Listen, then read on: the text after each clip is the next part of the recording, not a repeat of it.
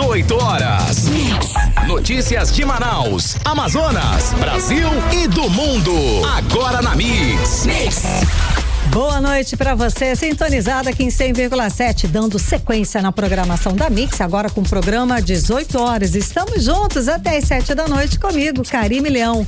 E, gente, participa do nosso programa, manda sua mensagem, o seu áudio, a sua foto, manda pro nosso WhatsApp, que é o 994-887592. E vale também a sua participação para você que nos acompanha ao vivo pela live do YouTube. E segue a gente lá nas redes sociais, no @18 horas News. 18 horas. Trânsito. E a gente começa conversando ao vivo com o repórter André Meirelles, que está nas ruas da cidade de Manaus, acompanhando o movimento do trânsito a essa hora, 6 horas e 5 minutos. André, boa noite, André. Então, eu sei que hoje mais cedo um mau tempo causou transtornos no aeroporto Eduardo Gomes. Conta mais detalhes pra gente. Boa noite. Boa noite, Karime, ouvintes. É isso mesmo, as chuvas da madrugada causaram aí transtornos no Aeroporto Internacional Eduardo Gomes, aqui em Manaus.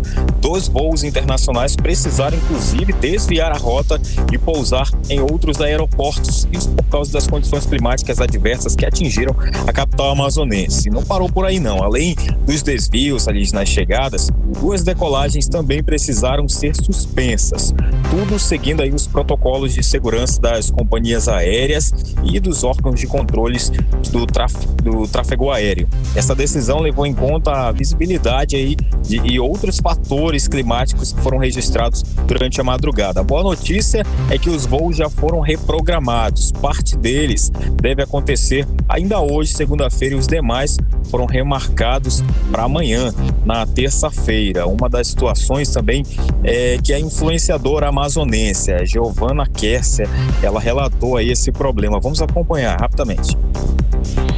Gente, nosso voo foi cancelado. E pelo que eu fiquei sabendo, eles estão querendo colocar a gente no voo amanhã, à noite, no mesmo horário. 18 horas. Tá, então, e o aeroporto ele segue monitorando as condições do tempo e acompanhando a retomada normal aí também das operações. E atenção, se você aí, ouvinte, tem voo marcado ou conhece alguém que está esperando chegar aqui por Manaus, fique atento. A recomendação é entrar em contato direto com a companhia aérea antes de se dirigir ao aeroporto. Então acompanhe aí os canais oficiais das empresas para não ter nenhum tipo de surpresa na hora de viajar. Entre em contato antes, através, se tiver número do WhatsApp, e-mail aí, para você não ser pego de surpresa.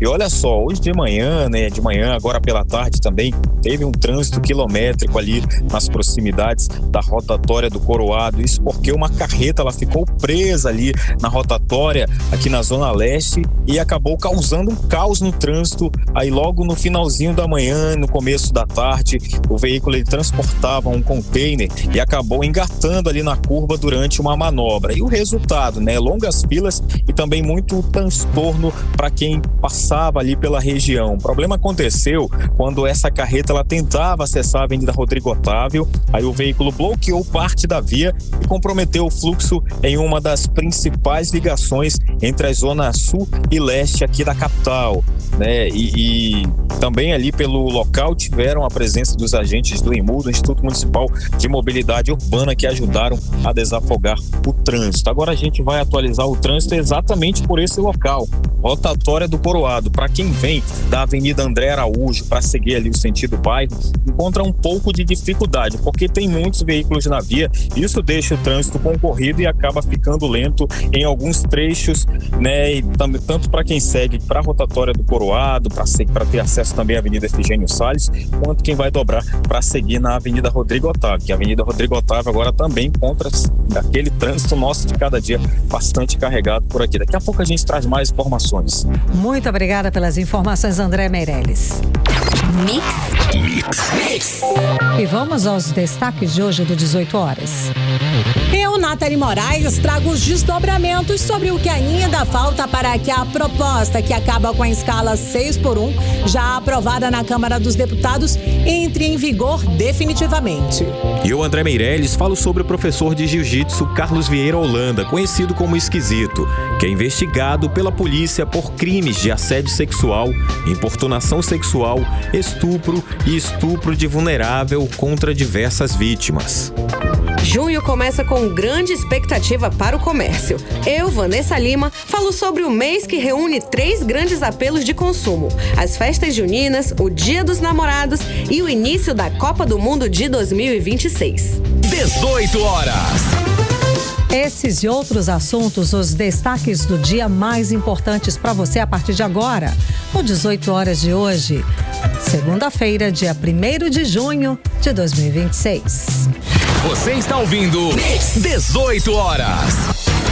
E a gente começa o 18 horas com o caos na saúde pública do estado do Amazonas. Situação grave que ganhou destaque hoje no plenário da Câmara Municipal de Manaus. O vereador Sérgio Baré subiu o tom contra o modelo de quarteirização no complexo hospitalar da Zona Leste. A gente está falando aí do João Lúcio e do Joãozinho. Segundo ele, a crise só piorou na gestão do ex-governador Wilson Lima e de Roberto Cidade, os dois do União Brasil. Bom, o vereador Barelli cobrou que o governador interino, Roberto Cidade, ele cumpra as promessas que fez quando assumiu o cargo, quando assumiu o mandato, quando ele afirmou que sanaria, resolveria as pendências da saúde pública em curto prazo, rápido. Pois é. Quase um mês depois das declarações oficiais, os problemas dos atrasos de repasses a empresas e profissionais continuam se estendendo. Quem traz os detalhes a respeito desse assunto é a repórter Nathalie Moraes. Nathalie, boa noite. Nathalie, então, seguimos sem prazo para que esses trabalhadores recebam seus pagamentos. Nathalie, boa noite. Muito boa noite para você, Karime, e a todos os ouvintes que nos acompanham aqui no programa 18 horas. Karime, essa parece até que é uma notícia repetida aqui no nosso programa, mas infelizmente não é. Na última semana, a gente denunciou aqui no 18 horas que os profissionais que atuam no complexo hospitalar da Zona Leste, envolvendo ali o João Lúcio, o Joãozinho, mais precisamente os servidores quarteirizados que prestam serviço aí para o Instituto Ideias da empresa SP Serviços de Saúde, estão entrando aí no 3º mês sem receber um centavo. E essa denúncia foi levada hoje até a Câmara Municipal de Manaus pelo vereador Sérgio Baré. Ele trouxe ali um pronunciamento que não foi somente um discurso político, né? Ele trouxe até, Karime, o desespero dos profissionais, de centenas de profissionais da saúde que estão trabalhando de graça dentro dos hospitais públicos aqui da nossa cidade. E, inclusive, ali durante o pronunciamento, ele chegou a expor, né, o áudio de um profissional, de um fisioterapeuta que atua numa dessas unidades de saúde lá no complexo hospitalar da Zona Leste, onde ele afirma, Karime, né, que eles estão chegando ao mês de junho sem nenhuma previsão de pagamentos. E aí, além do fisioterapeuta, lá naquela unidade tem fonoaudiólogos, dentistas, psicólogos, assistentes sociais, nutricionistas, técnicos de enfermagem e enfermeiros, todos trabalhando dessa mesma forma, sem receber ali os seus pagamentos. E aí eles afirmam, Karime, que eles vêm tentando realmente manter um diálogo com essa empresa, eles têm tentado manter um diálogo com o Instituto Ideias e até mesmo com a Secretaria Estadual de Saúde, mas até o momento realmente eles parece que tudo vem sido varrido ali para debaixo dos panos, né? Inclusive a gente separou aí um trechinho do que foi o discurso apresentado pelo vereador Sérgio Baré na manhã dessa segunda-feira. Inclusive, Karime, ele fez ali na tribuna também uma cobrança ao governador Roberto Cidade. Isso porque logo nos primeiros dias ali à frente do governo do Amazonas, a gente, né, ele ainda não tem um mês que assumiu, mas logo que assumiu, uma das suas primeiras promessas ali, né, era de que sentaria para dialogar com esses profissionais da saúde. Ele até deu ali um prazo de até 3 dias para fazer a regularização desses pagamentos, mas os profissionais afirmam que eles continuam sofrendo calote por parte do governo do Amazonas. Vamos conferir aí um trechinho do pronunciamento do vereador. Dessa política nojenta que se instalou na saúde pública do estado do Amazonas, que é a quarteirização da saúde. Uma política nojenta, não tem outra palavra para descrever o que estão fazendo com os nossos servidores públicos. Quando eu assisti aquela fala, aquele depoimento do Dr. Israel Tuiuca, médico, intensivista, é público o depoimento dele. Ele colocou na sua rede social. Ele disse, abre aspas, o maior desafio da gente, profissional da saúde, não é cuidar, não é tratar dos nossos pacientes, e sim permanecer trabalhando sem valorização, com salários atrasados. E aí, o atual governador do estado, Roberto Cidade, em uma entrevista, falou que em 4 dias resolveria esse problema. Está com quase um mês. E os problemas só estão se estendendo, e os profissionais da saúde, mais uma vez, com seus proventos, com seus salários atrasados. 18 horas. Karime, ouvintes do programa 18 horas, a gente ouviu aí um trechinho do discurso, né, bastante firme apresentado pelo vereador Sérgio Baré na manhã dessa segunda-feira na Câmara Municipal de Manaus, Karime. E aí, como eu falei logo no início aqui da nossa conversa, ele chegou a exibir ali no plenário o áudio de um fisioterapeuta. Ele falou aí da fala do médico do Israel Tuiuca, intensivista. Inclusive, a gente trouxe essa denúncia aqui no programa na última semana também. Esse médico, ele atende no Complexo Hospitalar da Zona Norte, atendendo ali a UPA Campos Sales e o Hospital Delfina Aziz, que também já foi uma referência. Ou seja, esse é um problema em cadeia que atende, que infelizmente já atinge hoje todas as grandes unidades de saúde pública do Amazonas. Isso porque a gente já trouxe aqui diversas denúncias de profissionais do Complexo Hospitalar da Zona Sul, envolvendo ali 28 de agosto o Instituto da Mulher Dona Lindu, onde esses profissionais também estão com os seus pagamentos atrasados. Na última semana, a gente trouxe a situação do Complexo Hospitalar da Zona Norte, UPA Campos Sales e Delfina Aziz. E hoje, mais uma vez, nós estamos aqui falando sobre a falta de pagamentos dos profissionais que atuam no Complexo Hospitalar da Zona Leste, João Lúcio e Joãozinho. E aí, Karime, o problema todo é que, mesmo sem receber os seus pagamentos, esses profissionais estão trabalhando lá de forma voluntária e eles trabalham muito, são pelo menos 12 horas de plantões, né? E um plantão realmente é muito desgastante. Só que eles afirmam que a organização social, o Instituto Ideias, a partir do momento que ele fecha contrato ali com uma empresa, como essa SP Serviços de Saúde, a empresa garante para ele que aquele serviço vai ser prestado da melhor maneira possível, inclusive com a garantia de pagamento dos seus funcionários. Só que isso não está acontecendo. E aí, os funcionários dizem que o dinheiro está na conta, que existe um calote e uma desvalorização para quem está ali na linha de frente, né? E realmente o risco iminente desse colapso na saúde ficar ainda pior. A gente está falando, mais uma vez eu reforço essa situação aqui no programa 18 horas. O Hospital e Pronto-Socorro João Lúcio é hoje a unidade de portas abertas, onde são levadas todas as pessoas vítimas, por exemplo, de acidentes de trânsito aqui na nossa capital. A situação é tão grave que mesmo que você que esteja nos escutando tenha plano de saúde, tem o melhor plano de saúde do mundo, aconteceu um incidente, aconteceu um acidente de trânsito, você vai para o João Lúcio e a criança para o Joãozinho. E é dessa situação em que se encontra esse hospital, essa unidade de saúde que era de referência, de responsabilidade do governo do estado do Amazonas. Além da situação da própria unidade estar sucateada, os profissionais são obrigados a trabalhar sem receber. Esse é um sistema de escravidão já, porque a lei foi rasgar a legislação brasileira, rasgar a lei do trabalhador, né? Que é garantido por lei de você trabalhar e receber. Isso é o básico, você trabalha e você recebe. Só que no estado do Amazonas, em que a pessoa trabalha 6 meses, 1 ano e não recebe. E não sabe por quê. Porque é um disse-me-disse, tá aqui, já repassou, já foi repassado, vou resolver, vou sentar para resolver e nada acontece. Na última sexta-feira, Karime e ouvintes, a gente chegou a anunciar aqui no programa a mudança no secretariado, a mudança na Secretaria de Saúde, com certeza uma das pastas realmente que mais precisa de atenção nesse momento. Assumiu na última sexta-feira o médico e cirurgião cardiovascular Luiz Alberto Saraiva dos Santos.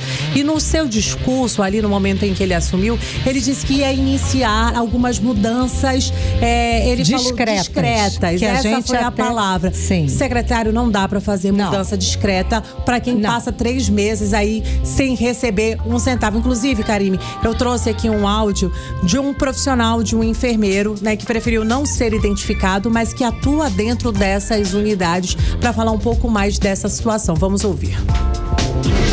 A gente está com esse salário atrasado aqui. A gente presta serviço no Joãozinho e no João Lúcio, por uma empresa chamada SP Saúde, que presta serviço pelo Ideias. E aí essa empresa está com o salário atrasado desde o mês de abril. A gente não recebe no mês de abril, maio, agora já está em junho, foi só 1º de junho. Então 2 meses sem pagar o salário. E aí nós somos os colaboradores que prestam serviço para essa empresa. Somos enfermeiros, fisioterapeutas e fonoaudiólogos. E a gente está querendo só realmente uma ajuda para receber um salário em dias, né? Porque é muito complicado você trabalhar o mês todo, chegar no final do mês não ter mandato para receber o salário, aí passa outro mês, chega no final do mês de novo sem salário. E aí a empresa fala que está sem previsão porque o governo não repassou a nota.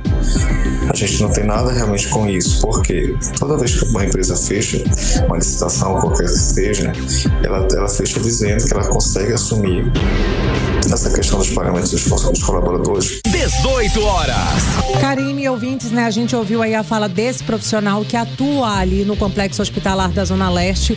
Karime, né? Enquanto realmente esses repasses não chegam, né, do Instituto Ideias até essa empresa, a SP Serviços de Saúde, esses trabalhadores, infelizmente, seguem ali acumulando contas e a população realmente fica à mercê da sorte. Afinal de contas, eles não precisam mais de promessas, né, nem de curto, nem de longo prazo. A gente precisa que esses profissionais, eles sejam respeitados, né? Eles precisam receber pelo trabalho que vem sendo aplicado, né? A gente está falando de pessoas que trabalham ali para salvar as nossas vidas, né? Eu volto a dizer, eles muitas vezes atendem ali pessoas que estão no último momento de socorro, né? Suplicando ali pela sua vida. E nessa quarteirização da saúde, né? A gente vem vendo uma privatização do dinheiro público, né? E um acúmulo de prejuízos para todos nós, porque nessa história toda quem acaba pegando aí um prejuízo muito grande também é a população que vem sofrendo com um atendimento também que não é lá dos melhores, né? Mas esses profissionais não têm culpa. Imagina você trabalhar sem receber. É desumano, cara. Não, trabalha sem receber e sem condições. Você já trouxe para cá, que você já precisou também do atendimento e não tinha de pirona. Você vai procurar o atendimento da saúde pública do estado do Amazonas. Não tem o básico. Não tem o básico. Como é que esse profissional que está sem receber o salário em dia também não tem o básico para exercer a função? E o que acontece, gente? Infelizmente, o que está acontecendo ano após ano, nos últimos 7 anos a gente pode falar, porque temos aqui noticiado no 18 horas.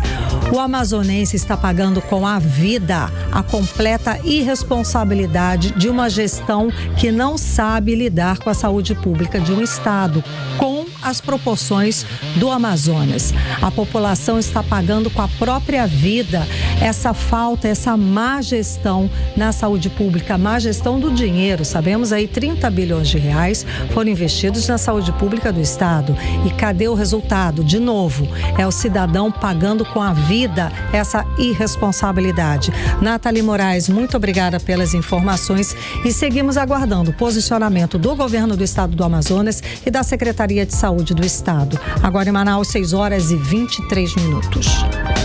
Você está ouvindo 18 horas.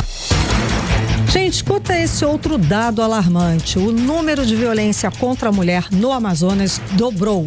nos 3 primeiros meses desse ano em comparação com o mesmo período do ano passado. Ou seja, o aumento foi de 100% nos casos de janeiro a março de 2026.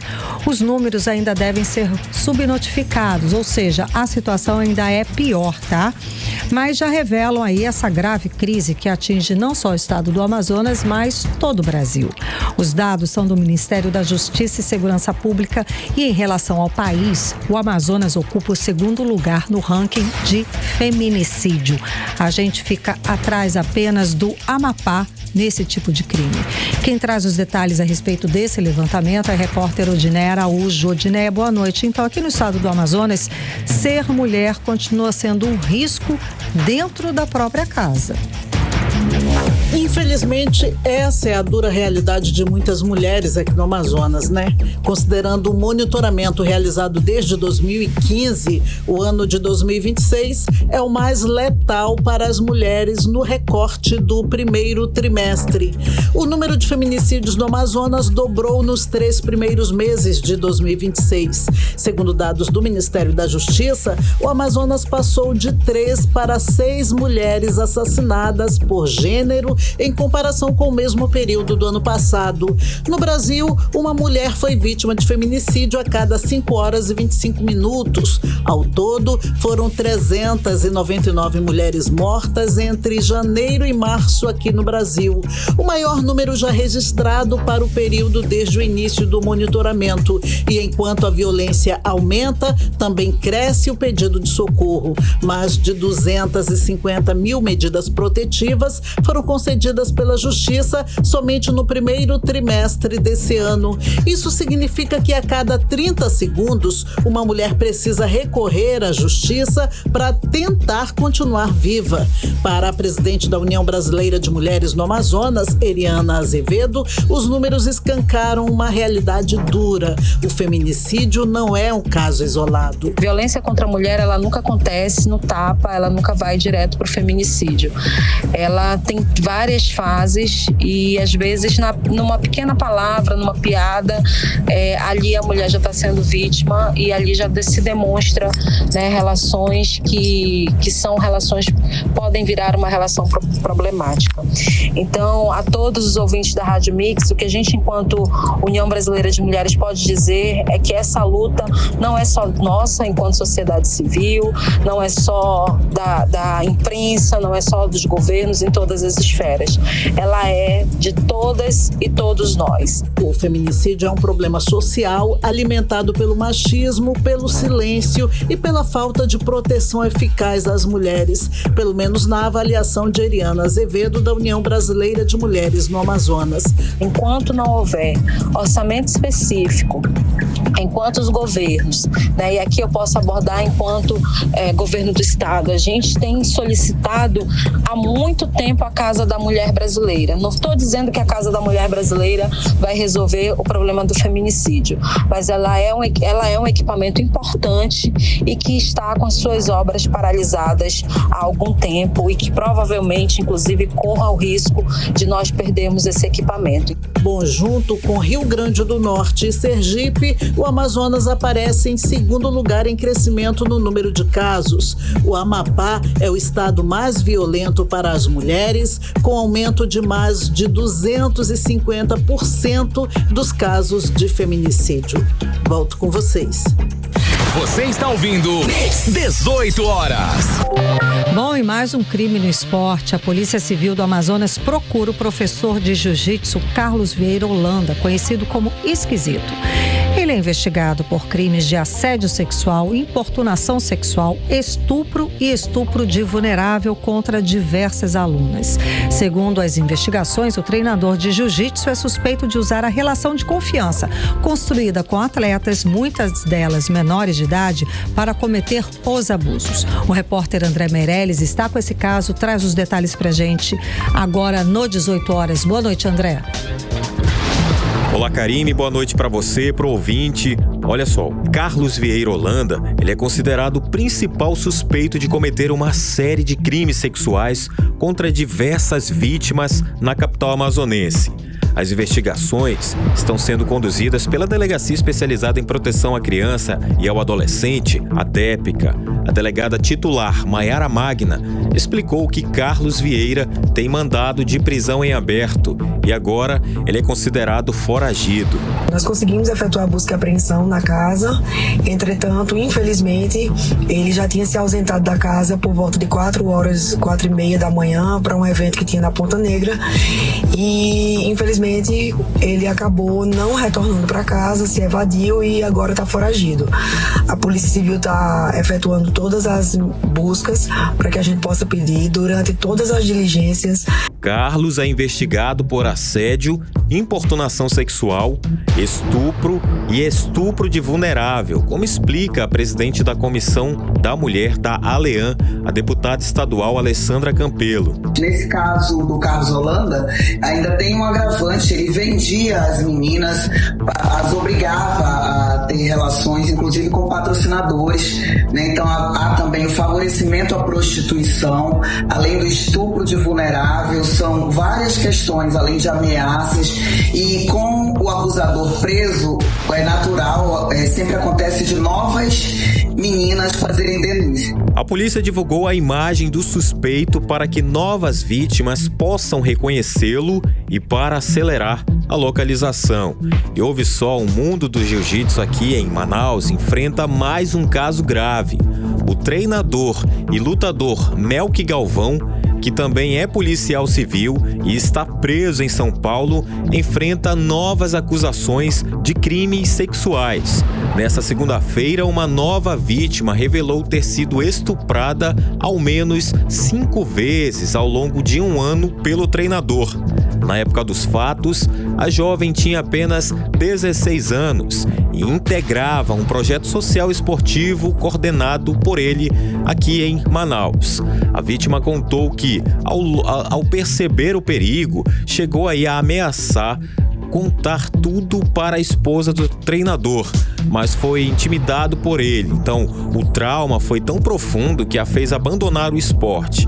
Hoje, ela tenta lidar aí com as sequelas dos abusos. Então, com esse novo caso, o número de vítimas de Melk Galvão sobe para 9.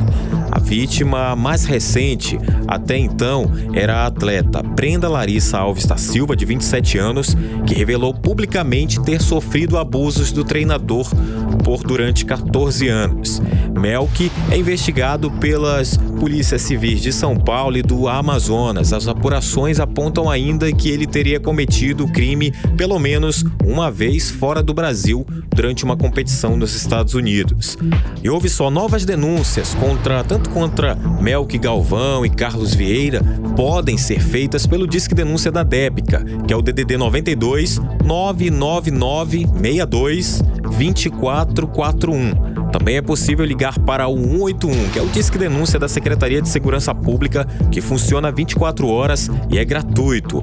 O sigilo da identidade e os denunciantes são totalmente garantidos. E quem preferir atendimento presencial pode comparecer à sede da DEPCA, que fica na Avenida Via Láctea, no conjunto Morada do Sol, no bairro Aleixo, na zona centro-sul de Manaus. Volto com vocês. Você está ouvindo 18 horas. Agora em Manaus, 6 horas e 32 minutos. Estamos juntos até às 7 da noite no programa 18 horas. Gente, 1º de junho. E começa aí com a expectativa de aquecer a economia e movimentar o comércio. Gente, o mês reúne 3 grandes apelos de consumo. As festas juninas, o Dia dos Namorados e o início da Copa do Mundo. E eu não vou nem falar do boi, tá? Não vou nem falar lá de Parintins, que aí aquece mesmo, aí turbina o comércio. A combinação das datas deve aumentar a procura por roupas, decoração, alimentos, presentes, serviços, enfim, tudo. Para muitos empresários, esse é um dos períodos mais importantes agora, do primeiro semestre. Para entender como é que esse cenário deve impactar o comércio e o consumo nas próximas semanas, a gente conversa com a repórter Vanessa Lima. Então, Vanessa, esse é um mês que promete, não é mesmo?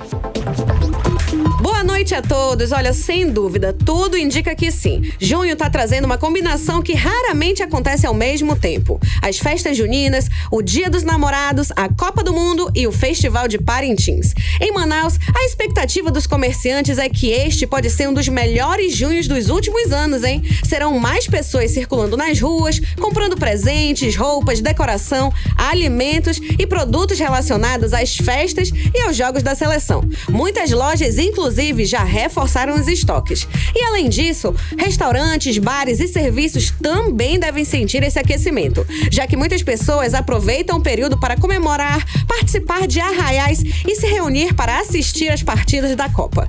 A expectativa é que as vendas aumentem, a arrecadação cresça e novas vagas de emprego sejam abertas. Por isso, os especialistas acreditam que esse momento pode recuperar parte da economia, que vinha perdendo força nos últimos meses. Apesar de desafios como a inflação, que ainda pesa no bolso do consumidor, o clima é de otimismo.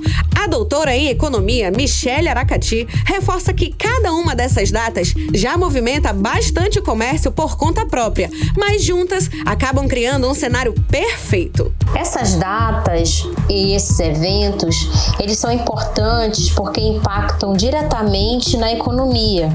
Setores como bens de consumo, alimentos e bebidas, eletrônicos e vestuário. Nós temos também o setor de turismo, nós temos locadoras de veículos, hotéis, pousadas, companhias aéreas.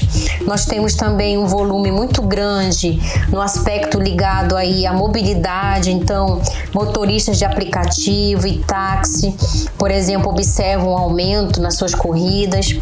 E também nós temos a possibilidade de gerar emprego e renda de forma temporária. Outro detalhe que anima os empresários é o horário dos jogos da Copa. Diferente de outros anos, muitas partidas acontecerão à noite ou nos fins de semana, fazendo com que o comércio funcione normalmente durante o dia.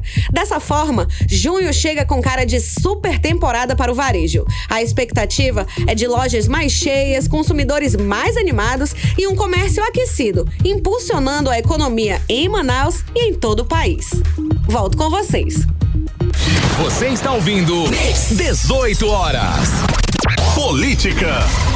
E vamos com o bloco de política aqui do 18 horas com Kenneth Sampaes e Nathalie Moraes. Nathalie, boa noite mais uma vez. Nathalie, então, a proposta que acaba com a escala 6x1 já foi aprovada na Câmara dos Deputados e conta, inclusive, com o apoio dos 3 senadores aqui do estado do Amazonas. Agora, o que ainda falta para que a medida entre em vigor? Quais que podem ser aí os impactos dessa mudança para o trabalhador, que é só festa, né? Mas também para a economia. Enfim, é uma polêmica. Conta mais pra gente.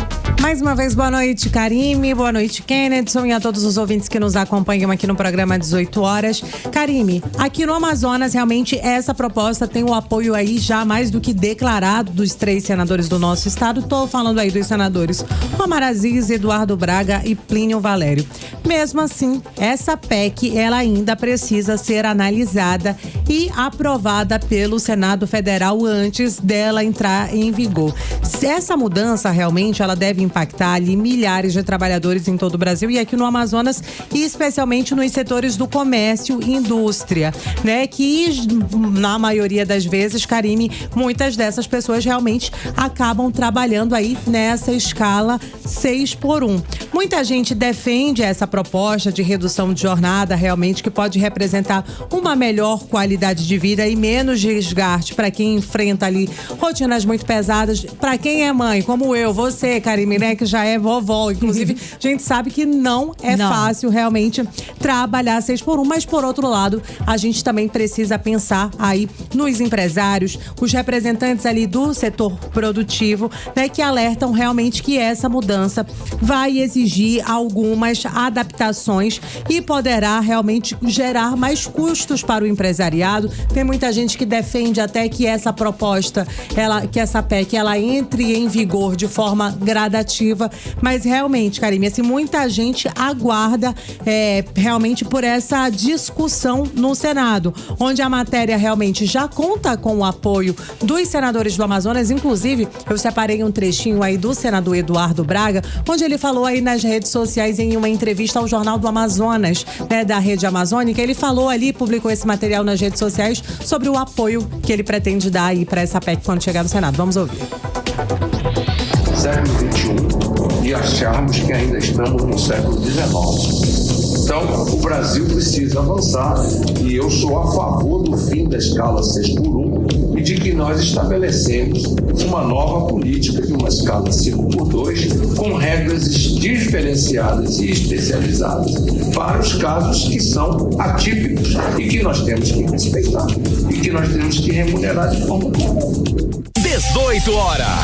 Karime, Kennedy e ouvintes do programa 18 horas, a gente ouviu aí um trechinho da fala do senador Eduardo Braga, e aí agora realmente a expectativa é pela discussão no Senado, onde essa matéria já tem o apoio dos senadores do Amazonas, Eduardo Braga, como a gente acabou de ouvir, o senador Omar Aziz e também do senador Plínio Valério. Esse apoio aí da bancada amazonense deve garantir realmente um debate ainda maior. Vale a gente reforçar, né?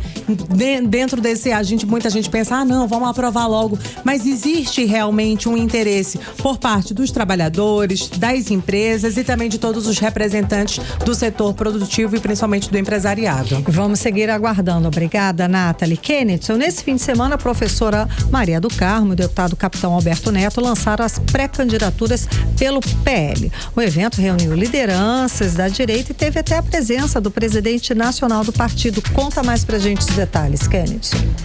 Muito boa noite, Karime, boa noite, Nathalie, a todos os nossos ouvintes aqui do programa 18 horas. Esse foi um evento que repercutiu bastante nas redes sociais, não apenas pelos discursos políticos que aconteceram naquele evento, mas também por vários outros assuntos dos bastidores que eu trago para todo mundo agora. Gente, o PL lançou nesse último sábado as pré-candidaturas de Maria do Carmo ao governo do estado do Amazonas e Capitão Alberto Neto ao Senado. Eu estive por lá, acompanhei de perto tudo o que aconteceu.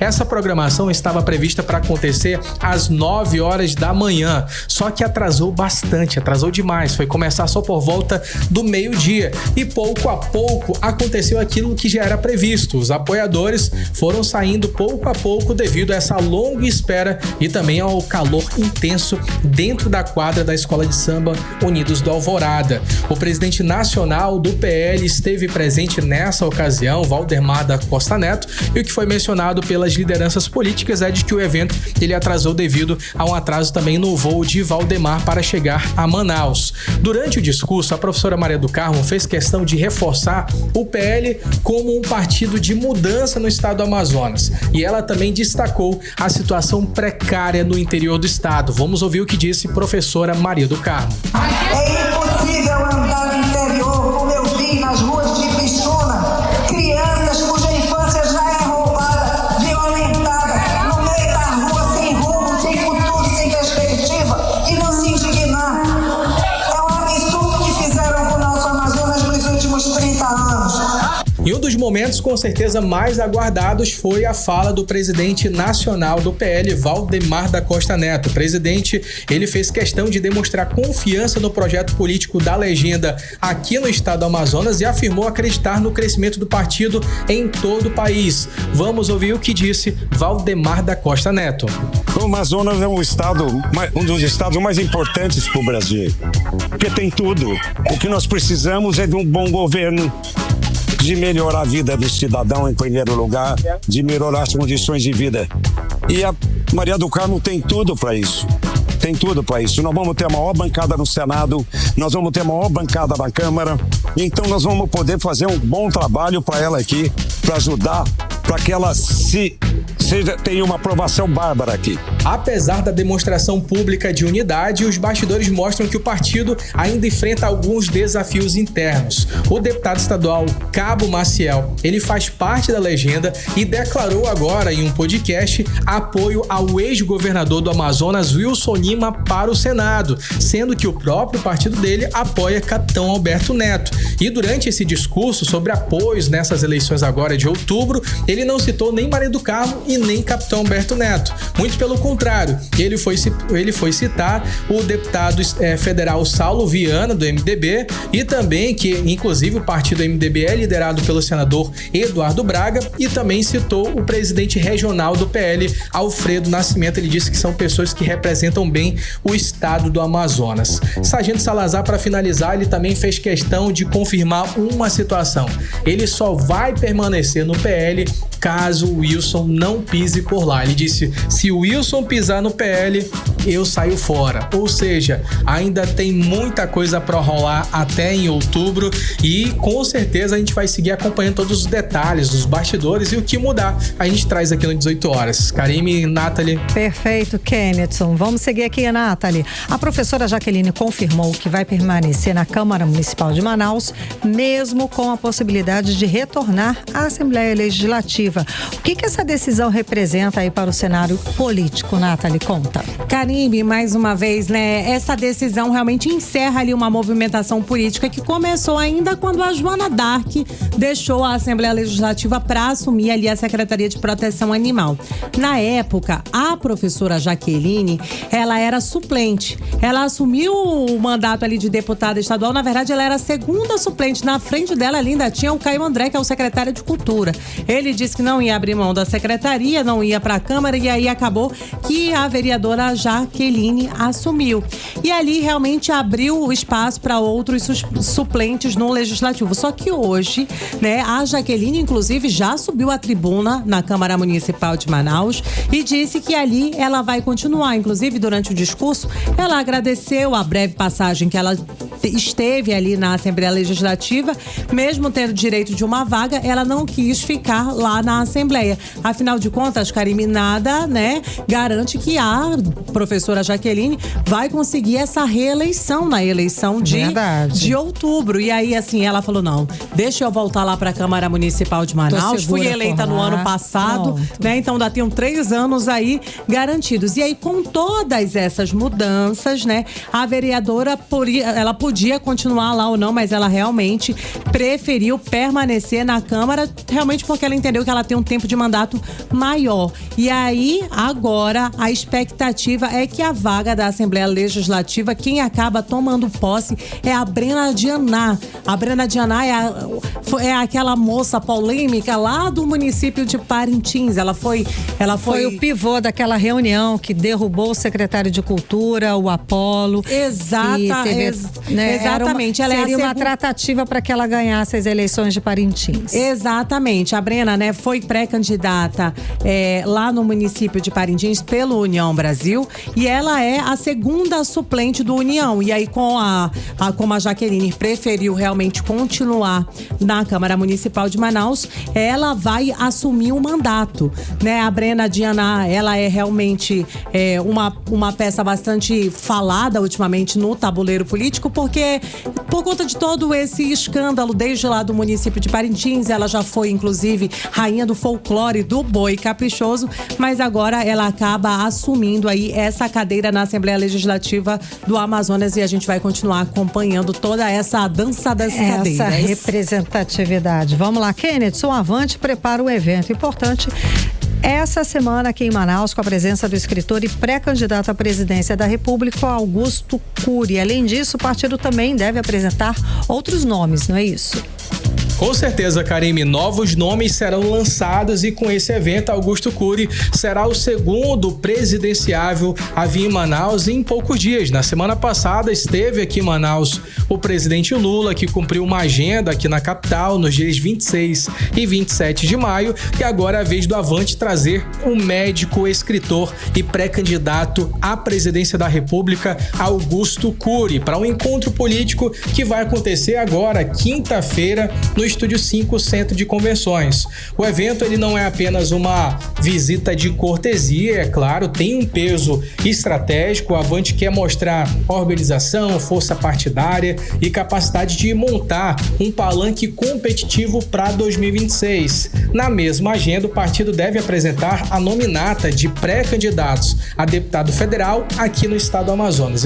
Isso é importante porque em uma eleição proporcional não basta ter um nome forte de frente ali na campanha majoritária. É preciso ter um time, uma base municipal, lideranças regionais e votos espalhados pelo estado. O encontro também deve reunir o presidente nacional do Avante, Luiz Tibé, o pré-candidato ao governo do Amazonas, Davi Almeida, que nessas últimas pesquisas recentes tem sido apontado com alto índice de rejeição, e esse evento pode ou não provar o contrário dessas últimas pesquisas, porque dependendo do grande número de pessoas ou da baixa quantidade de pessoas, isso pode acabar transparecendo para o público presente e também para as pessoas que estão observando de fora. Quem também vai estar no evento é o prefeito de Manaus, Renato Júnior, além de outros prefeitos, vereadores, dirigentes municipais e lideranças do interior do Amazonas.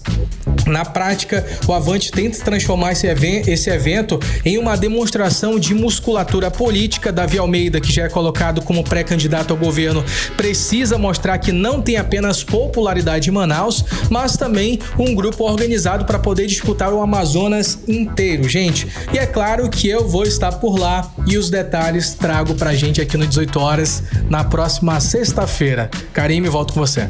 Muito obrigada pelas informações. Bloco de Política com Kennedson Paes e Nathalie Moraes. Você está ouvindo 18 horas. Bom, e como a Nathalie falou aqui pra gente, a Câmara dos Deputados aprovou na noite dessa quarta-feira o fim da escala 6x1 da quarta passada. E a proposta agora segue para o Senado. A mudança pode transformar a rotina de milhões de brasileiros, especialmente as mulheres que acumulam trabalho fora de casa, dentro de casa, enfim, tripla, quádrupla jornada de trabalho. Quem traz os detalhes pra gente é o Eugênia Araújo. A Câmara dos Deputados aprovou a PEC, que é proposta de emenda à Constituição, que acaba com a escala 6x1 e reduz a jornada semanal de 44 para 40 horas de trabalho, com 2 dias de descanso. A proposta foi aprovada com mais de 460 votos favoráveis e também proíbe redução salarial. O texto agora segue para o Senado. O impacto dessa mudança pode ser ainda maior na vida de pelo menos 52% de mulheres que estão no mercado de trabalho. Isso porque, segundo o IBGE, o Instituto Brasileiro de Geografia e Estatística, as brasileiras dedicam, em média, quase o dobro do tempo dos homens aos afazeres domésticos e ao cuidado de filhos e familiares. Ou seja, muitas enfrentam uma dupla ou tripla jornada todos os dias, de acordo com Eriana Azevedo, da União Brasileira de Mulheres no Amazonas. A gente sabe que a política de cuidado, né, o cuidado com a família, com os filhos, com os pais, ainda é designado às mulheres. Então, acumulamos a tripla jornada de trabalho. Então, uma mulher ter um dia a mais para estar com a sua família, para ter um momento para si, um momento de descanso. Quem trabalha na escala 6x1 sabe o quanto é desgastante, né? Às vezes você não tem um final de semana com a sua família. Quem trabalha em shopping center, no comércio, sabe da dificuldade que é ter apenas um dia para descansar, e que a gente sabe que não é um dia para descanso, né? Um dia que você tira para resolver todas as outras coisas que você não pôde resolver ao longo da semana. Na prática, o fim da escala 6x1 pode significar mais tempo para descansar, estudar, cuidar da saúde mental e até conviver com a família. Para quem passa a semana entre o trabalho, o ônibus lotado e a louça na pia, 2 folgas podem representar dignidade. Mas é importante também dividir as tarefas dentro de casa para que todos, inclusive a mulher, tenham uma vida mais leve. Odinei Araújo para o 18 horas. Você está ouvindo 18 horas. Trânsito. Vamos voltar a conversar com o repórter André Meirelles para saber como é que está a volta para casa. Agora em Manaus, 6 horas e 52 minutos. Boa noite, André. Muito boa noite, mais uma vez, Karime, aos ouvintes. Olha, tem uma informação importante, você que tem carro aqui no Amazonas, né, com a placa final aí que termina em 4, 5 ou 6, fica ligado que os prazos do IPVA 2026 estão chegando e tem descontos aí para quem quer pagar adiantado. Então vamos por partes aqui. Para quem tem a placa final 6, dá para pagar o IPVA em cota única até o último dia útil de junho com 10% de desconto. Se preferir parcelar, também é até nessa data data a primeira parcela. O imposto deve ser dividido em até 3 vezes, com vencimento final em 31 de agosto, e quem pagar em julho ainda garante 5% de desconto. Já para a placa final 5, pagamento em cota única com 5% de desconto vai até o dia 30 de junho. Sem o desconto, o prazo é até o dia 31 de julho. E quem parcelou a segunda parcela vence em 30 de junho e a terceira em 31 de julho.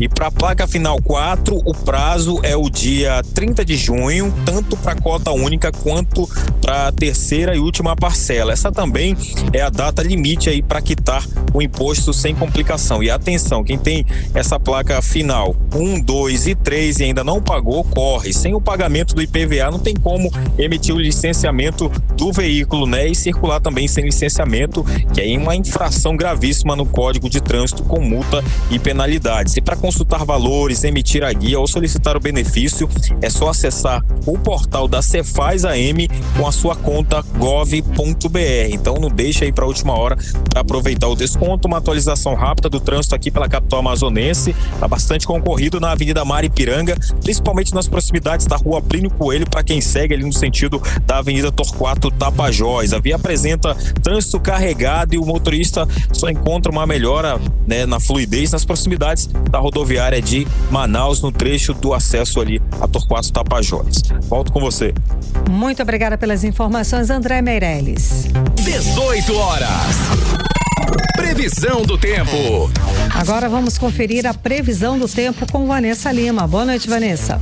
Muito boa noite a todos que acompanham a previsão do tempo aqui com a gente no 18 horas. Segunda-feira de sol com calor e alta sensação térmica. A previsão para a noite de hoje aponta céu majoritariamente limpo, com temperatura beirando os 25 graus e baixa ou nula chance de chuva. E agora vamos falar sobre o clima de amanhã, 2 de junho, terça-feira, segundo o Clima Tempo.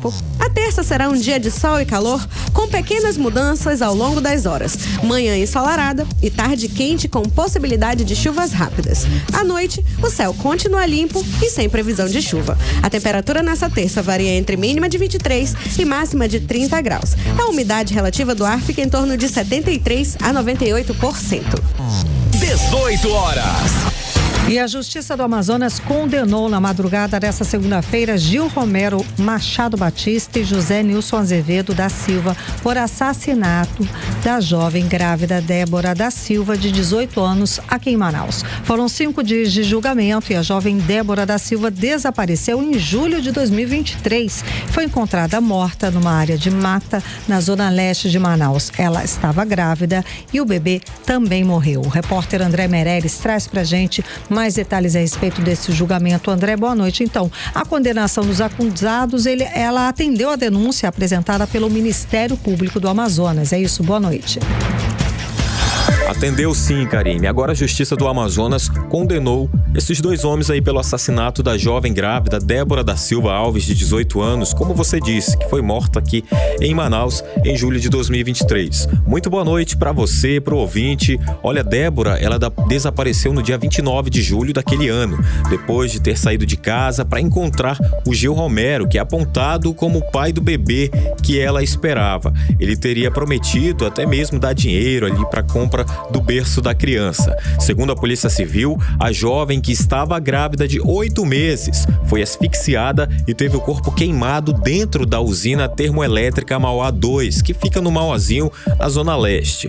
Gil Romero, ele foi condenado a 63 anos, 7 meses e 19 dias de prisão por homicídio qualificado, feminicídio, aborto provocado por terceiro e ocultação de cadáver. Já José Nilson, também envolvido no crime, recebeu pena de 17 anos e 8 meses por homicídio qualificado. A condenação foi baseada em laudos periciais, imagens de câmeras, rastreamento e até nas confissões dos próprios acusados. Volto com vocês. 18 horas. Gente, quem disse que só o ser humano, só a gente ganha festa de aniversário? Pois é, aqui em Manaus, uma comemoração especial marcou os 25 anos de vida do Guardião, a onça pintada que teve o título de felino mais velho em cativeiro do Brasil. E Nathalie Moraes traz pra gente os detalhes dessa festa. Para celebrar os 25 anos do Guardião, a equipe do Centro de Instrução de Guerra na Selva preparou uma festa para lá de especial. O felino ganhou um enriquecimento ambiental temático e recebeu o alimento favorito servido de uma forma diferente, respeitando todas as suas limitações e a sua idade. Mesmo sendo menos ativo que as onças mais jovens do zoológico, o aniversariante continua esbanjando vigor. Aos 25 anos, o Guardião é considerado um caso excepcional e recebe acompanhamento constante de uma equipe técnica. E quem pensa que a festa se resumiu em um pedaço de carne está enganado. Por causa dos desgastes naturais da idade avançada, como a perda de algumas presas, o bolo precisou ser adaptado. Essa refeição comemorativa foi preparada com carnes mais leves e de fácil digestão. Tudo foi cuidadosamente cortado e organizado em uma vasilha decorada especialmente para essa data. Na natureza, a onça pintada vive em média 13 anos em cativeiro e a expectativa chega aí a cerca de 20 anos. Para garantir essa longevidade do Guardião, a rotina inclui ali uma suplementação das articulações e também exames periódicos. A cada 3 meses, o felino passa ali por alguns check-ups, complementos e exames de raio-x, ultrassonografia. Por causa da idade avançada, a equipe acaba ali evitando fazer a seração desse animal. O zoológico acaba também ali investindo em estímulos diários, tudo para deixar o Guardião mais ativo. Como explica a tenente Luciene Siqueira, que mesmo com os cuidados especiais exigidos ali pela idade, o Guardião continua demonstrando força e disposição para quem visita o SIGS diariamente. A gente tem 12 onças, essas onças são oriundas de cativeiro doméstico, de tráfico de animais silvestres. E o Guardião, ele veio de Tabatinga, muito pequeno ainda, então ele tem um cuidado da equipe veterinária com ele por conta dessa idade. Já é um animal geriátrico, muito idosinho, que a gente tem todo um cuidado especial com ele. O zoológico ele é aberto diariamente, ele fecha dia de segunda-feira para manutenção, abre às 9 horas e fecha às 16. O valor, como você falou, é simbólico. A gente paga R$20 por público externo. O amazonense, o visitante amazonense, vai pagar R$10. Crianças até 12 anos não pagam o ingresso, nem os idosos, nem as pessoas com necessidades especiais. A história da onça Guardião mostra que com os cuidados adequados e o acompanhamento constante é possível garantir mais saúde e bem-estar aos animais. Esse é um marco que transforma um aniversário de 25 anos de uma onça que vive em cativeiro, que é uma celebração para toda a equipe do SIGS. Eu volto aos estúdios com vocês. 18 horas. Esporte. Faltam menos de 2 semanas para a estreia do Brasil na Copa do Mundo e o técnico Carlo Ancelotti ganhou boas dúvidas para montar a equipe titular da seleção. Na despedida entre a torcida brasileira, no Maracanã, o Brasil goleou o Panamá por 6-2. Vinícius Júnior foi o destaque entre os titulares, mas os reservas também deram conta do recado e acirraram a disputa por uma vaga no time. Danilo Santos, Igor Thiago e Lucas Paquetá aproveitaram a oportunidade e mostraram serviço. Enquanto isso, a torcida fez o coro pedindo Neymar, que segue em recuperação de uma lesão na panturrilha e não saiu do banco. E se a seleção vive um momento de otimismo, o mesmo não pode ser dito do Amazonas Futebol Clube. A onça foi goleada pelo Guarani por 5-0, no Brinco de Ouro, pela Série C do Campeonato Brasileiro. Essa foi a 4ª derrota consecutiva da equipe amazonense e a maior goleada sofrida em sua história. Nem a estreia do técnico Rodrigo Santana conseguiu evitar o revés que deixou o time em alerta na competição. Já na Série D, a notícia é positiva para o futebol amazonense. O Manauara vence o Monte Roraima por 1-0 e assumiu a liderança do Grupo A, faltando apenas uma rodada para o fim da primeira fase. E no Clássico Baré, Manaus e Nacional ficaram no empate em 1-1 no estádio Carlos Amit. Caio Mancha marcou para o Leão e Alaf deixou tudo igual para o Gavião. O resultado mantém o Manaus vivo na briga por uma vaga no G4. E a decisão fica para a última rodada, quando a equipe enfrenta o Gás em busca da classificação. 18 horas. Editorial 18 horas. Mais uma notícia revoltante. O número de feminicídios no Amazonas dobrou nos primeiros 3 meses desse ano. Os dados são do Ministério da Justiça e Segurança Pública. 6 mulheres foram assassinadas no Amazonas por razões de gênero. Os crimes envolvem violência doméstica, familiar ou discriminação. No Brasil, o feminicídio é classificado como crime hediondo, com penas de 20 a 40 anos de reclusão para os criminosos. Mesmo assim, os assassinos não se intimidam. Em média, uma mulher foi vítima de feminicídio no Brasil a cada 5 horas e 25 minutos no primeiro trimestre desse ano. No total, foram 399 assassinatos. 2026 já é o ano mais letal para as mulheres no recorte do primeiro trimestre. Hoje, o Datafolha informou que, para 60% dos brasileiros, a violência contra a mulher é a situação de criminalidade mais grave. Fica à frente do tráfico de drogas e do assalto à mão armada na rua como o crime que mais preocupa. Os dados mostram que a pauta da violência contra a mulher virou questão central de segurança pública e social e que obrigatoriamente deve fazer parte das discussões prioritárias entre os que pretendem cargos eletivos. Os candidatos devem transparência sobre o que pensam e o que pretendem fazer para combater esse extermínio de mulheres no país, até para o eleitorado decidir melhor em quem votar. 18 horas. 18 horas de hoje fica por aqui. Muito obrigada pela sua companhia, pela sua audiência, gente. Um beijo, até amanhã. Você ouviu 18 horas. As notícias do Brasil e do mundo. De volta amanhã.